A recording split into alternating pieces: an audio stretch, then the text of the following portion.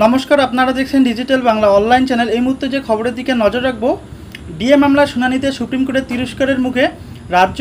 বুধবারের শুনানিতে শুরুতে রাজ্য সরকারের তরফে ডিএ না দেওয়া নিয়ে তাৎপর্যপূর্ণ পর্যবেক্ষণ বিচারপতি সঞ্জয় করল এবং বিচারপতি মিশ্রের বেঞ্চে।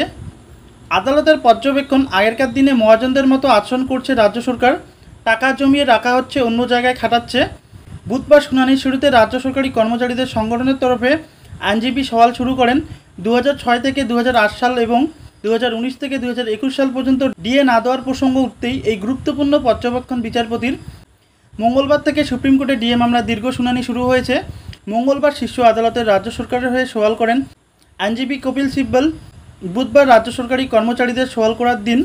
মঙ্গলবার শুনানির শুরু থেকে ডিএ আদৌ সরকারি কর্মচারীদের মৌলিক অধিকার কিনা তা নিয়ে সওয়াল জবাব শুরু হয়। রাজ্যের যুক্তি ছিল কর্মচারীদের ডিএ মৌলিক অধিকারের আইনি স্বীকৃতি নেই। মঙ্গলবার তাৎপর্যপূর্ণভাবে রাজ্যের আইনজীবী কপিল সিব্বলকে বিচারপতি সঞ্জয় করল বলেন, আপনারা যে কোনো পরিমাণ ডিএ দিতে পারেন, কিন্তু প্লিজ দিন। রাজ্য সরকারকে বলুন। ডিএ মামলায় সুপ্রিম কোর্টে কী হলো জানালেন আইনজীবী বিকাশ রঞ্জন ভট্টাচার্য। সরাসরি দেখুন। আজকে রাজ্য সরকারের পক্ষ থেকে 3 জন কৌশলী তারা সওয়াল করেছেন।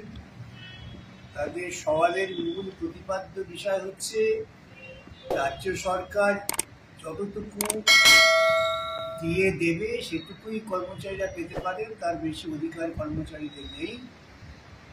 এবং কর্মচারীরা যে দাবি করছেন যে সারা ভারত দ্রব্যমূল্য বৃদ্ধির যে সূচক আছে সেই সূচক অনুযায়ী দিয়ে দিতে হবে, সেটা রাজ্য সরকার মানতে রাজি নয়। এটা হচ্ছে প্রথম বক্তব্য। আরেকটি বক্তব্য ঘুরে ফিরে আসে, সেটা হচ্ছে যে এত টাকা তাদের নেই, টাকার জন্য নাকি ভীষণ কষ্ট হবে। আর 3 নম্বর হচ্ছে তারা চেষ্টা করেছিলেন যে এই মামলাটা যদি সুপ্রিম কোর্ট রায় দেয় তবে একটা সর্বভারতীয় প্রতিক্রিয়া হবে, অতএব বিভিন্ন রাজ্যকে নোটিশ করে শোনা হয়। উদ্দেশ্য ছিল মামলাটাকে পিছিয়ে দেওয়া। এটুকুই আজকের প্রতিপাদিত বিষয়। তাদের বলা শেষ হয়ে গিয়েছে। আগামীকাল আমাদের পক্ষ থেকে আমরা আমাদের সওয়াল করব। দাদা, কন্টেন্ট পিটিশন নিয়ে কি কোনো আলোচনা? তো না, কন্টেন্ট পিটিশন কোনো আলোচনা হয়নি। প্রসঙ্গত যখন রাজ্য সরকারের কৌশলী কপিল সিব্বল বলছিলেন যে এগুলো সমস্ত অসাংবিধানিক, তখন বিচারপতিরা আস্তে আস্তে বললেন যে আমরা যে আদেশ দিচ্ছি সেটা সাংবিধানিক, 25% দিয়ে দেওয়ার, সেটা তোমরা দিচ্ছ না কেন? সরকারি কর্মচারী কর্মচারী তাদের পাওনা টাকা দিচ্ছ না কেন? এই প্রসঙ্গটা তখন উঠে আসে। রাজ্য সরকারের বক্তব্য ছিল রাজ্য কোথার থেকে টাকা দেবে, রাজ্যকে ধার করতে হবে, রাজ্যকে তার জন্য রিজার্ভ ব্যাংকের কাছে যেতে হবে। রিজার্ভ ব্যাংক আমাদের ঋণ পাওয়ার ক্ষমতা দেখে আমাদের ঋণ দেবে, তারপর আমার বিধানসভায় অ্যাপ্রোপ্রিয়েশন বিল আনতে হবে, তারপর টাকা দেওয়া হবে। এই পুরো প্রক্রিয়া যথেষ্ট সময় সাপেক্ষ। সরকারি কর্মচারীদের আইনজীবী বুধবার শুরুতে শুনানির আদালতে জানান যে 2006 থেকে 2008 সাল ও 2019 সাল থেকে 2011 সাল রাজ্য সরকার এই সময়ের মধ্যে কোনো ডিএ দেয়নি।